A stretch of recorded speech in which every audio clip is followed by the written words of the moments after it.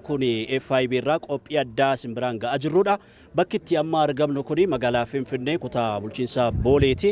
Iddoo hidhamtooti siyaasaa Oromoo halkan edagaa akkuma beekamu mana hidhaa Qaallitti irraa gadhiifamaniiti kan isaan jirani.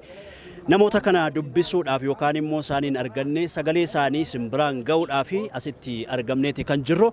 Haa ta'u iyyuu malee egaa namooti warri kaan gara mana isaaniitti galaniiru. Iddoo nama jirru kun iddoo qabsaan ogeessi siyaasaa miseensi KFO'dha Jawaar Mohammad iddoo inni itti buufatee jirudha. Iddoo itti amma argamnu kuni isa dubbisuudhaaf yaaliin nuti goone hin milkoofne. Kunis immoo egaa inni mana hidhaa keessa waan tureef edda salkan mana hidhaarraa waan ba'aniif yeroo ammaa kanatti boqochaa akka jiru namooti isatti dhiyoo jiran nuuf himanii jennaan namoota gammachuusaa yookaan gammachuu uummata Oromoo qooddachuudhaaf bakka kanatti argamani namoota muraasa qeerroowwan qarreewwan namoota adda addaa dubbisne yaada isaanii gammachuu isaanii simbiraan ga'uudhaaf asitti argamneeti kan jirru. Yaada isaanii simbiraan geenya hanga xumuraatti nufaan akka turtan gamanumaan sinafeera. Mubaarak Bashir ogummaa teeknikaatiin na waliin jiraan moodel Tasfaayeeti. Turtii gaarii isinii. Hayyee galatoomii maqaan koo Biraan waliin jedhama. Asuma magaalaa Finfinneen jiraadha. Har'a gammachuu addaan qofa otoo hin taane uummata Oromoo uummata saba bal'aatti gammachuun guddaan dhagahameera.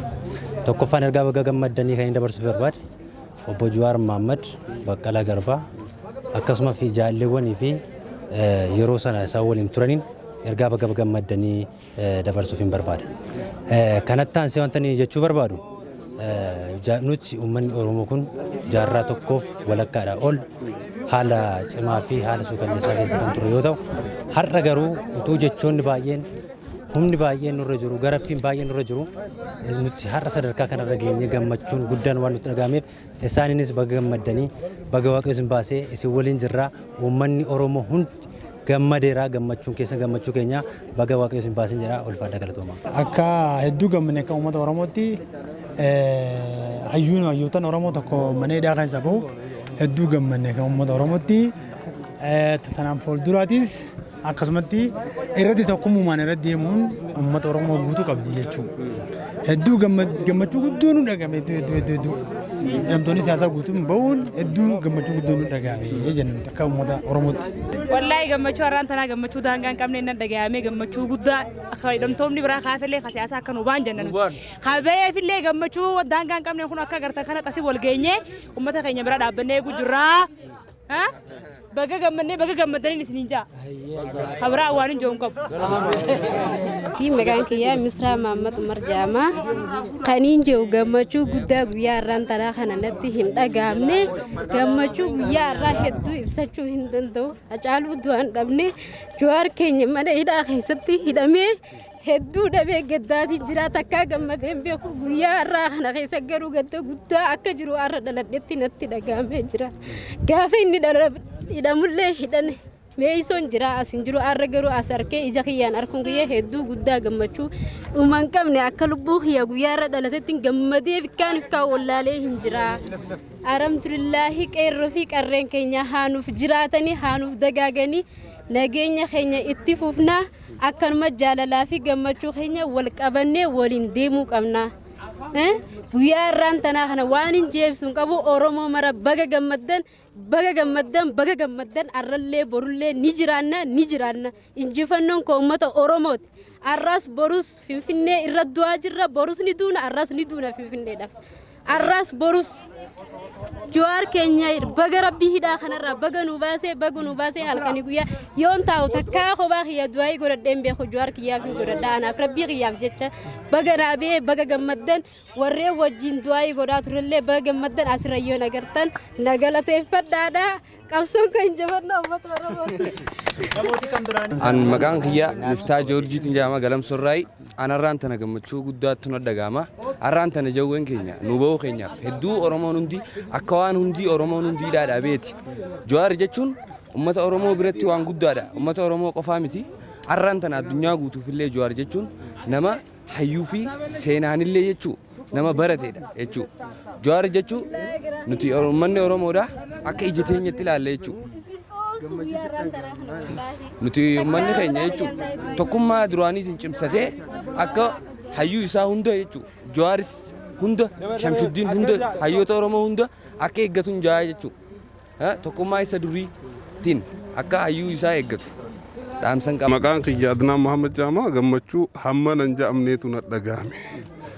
Jechuun abbaan qabsoo kana abbaan jijjiiramaa abbaan haqaa hoggaa dhokate har'a bakka dhokate san irraa baasanii dirratti as nu baasan namuma qabrii keessaa ol nu baasanitti lakkaawa.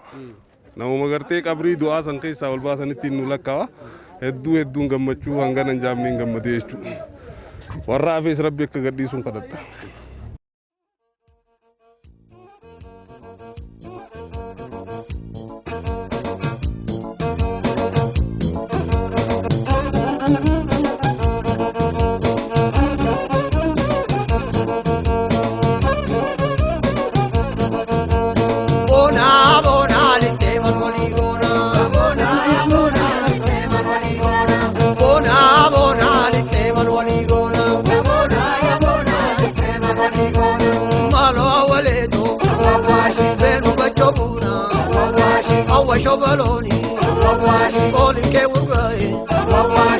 Bayaan Abbuun jedhani Arsii Lixaa magaalaa Shaashimanneen irraan dhufe gammachuun guyyaa har'aa Jawaar Mohammad mana hidhaa shira ilmaan Habashaatiin hidhamee yeroo dheeraadhaaf mana hidhaatti hayyoota Oromoo waliin dararamaa ture har'a baheera. Kanaaf uummanni Oromoo gammachuun isaa ka daangaa darbe ta'uu hin qabu kan mirga isaanii tusiisu yoo ta'e ofirraa dhoowwuudha mirga nama biraa tuquu osoo hin taane qofiitiin ka jiraatudha.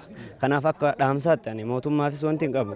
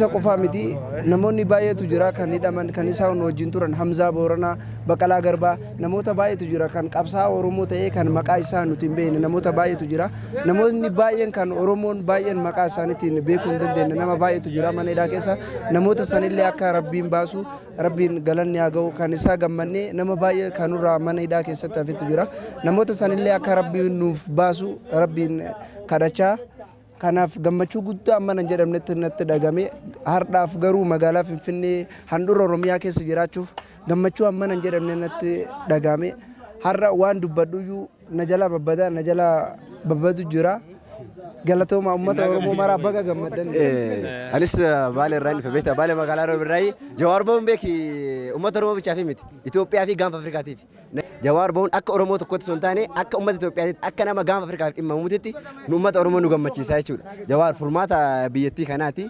ammallee kana booda illee waan nu barbaannoo jira yoomiyyuu namni Oromoon kamiyyuu hayyuu ofii dhaga'uu qaba malee tarii wantoota argan akka burjaajan jechuu barbaada gammachuu guddaatti nutti dhagahame baay'ee gammannee ulfaadha galatoomaa FIB gammachuun hedduu takka hedduu baay'ee natti tolee jira duraan dursee rabbiin galatoonfanna har'a jooyin heeraan ubee bakka kanatti argamuudhaaf hedduu ijaanillee isa argu baannu naannoo isaa dhufnee asitti argamuudhaaf hedduu gammachuu nutti dhagahama akkasuma namoonni as jiran ammaaf yeroodhaaf arguu hin dandeessanii hara galfachuu barbaada waan ta'eef amma dandeessa waan nuun jaaniif akkasuma namni keenya qarreef qeeroon as jiran illee nageenyaan karaa seera nageenyaatti eeggatanii akka seera kabajanii yoo deemaa jaan illee deemanii amma nuti akkas nuun jaanii bakka as gaddisnee hin deemnenne yaadne saniifuu hedduu gammachuu akka irraa argee hin beeku edallee dhufuu hin dandeenye rafee hin bullee ammas argamu kiyyaaf hedduu gammachuu akka irraa gammadee hin beeku jee murteessuu hin danda'a.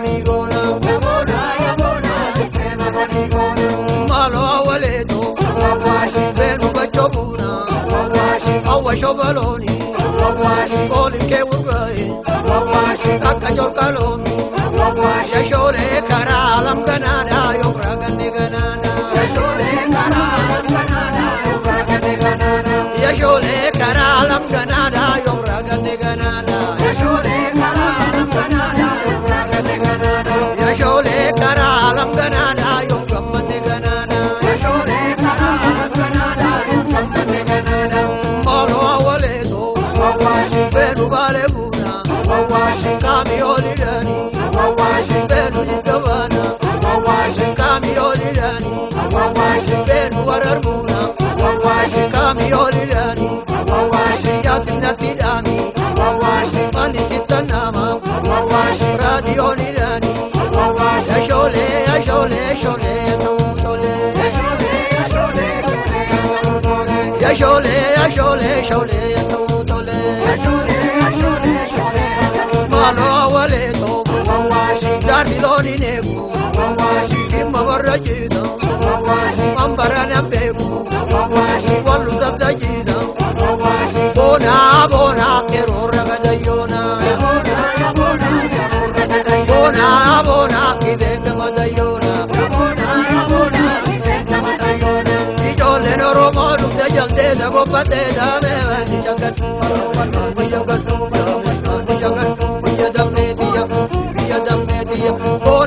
Bona, lite malwaligona.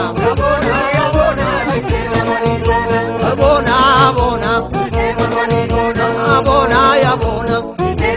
Yo le no robo, lu te jalde, te bopate,